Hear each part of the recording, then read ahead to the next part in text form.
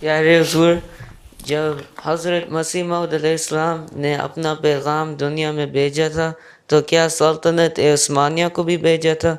اگر بھیجا تھا تو عثمانی خلیفہ کا کیا جواب تھا؟ پیغام تو ہر جگہ بھیجا تھا. وہ اس زمانے میں ان کا ایک ایمبیسڈر جو تھا وہ مسلمانوں کو ملنے بھی آیا تھا قادیان.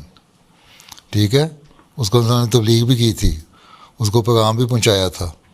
اس وقت ترکی میں خلافت کا نظام قائم تھا، لیکن انہوں نے فرمایا تھا یہ تم لوگ جو کر رہے ہو صحیح نہیں کر رہے، اپنی اصلاح کرو اور اس کو مانو، یہ میرا دعویٰ ہے.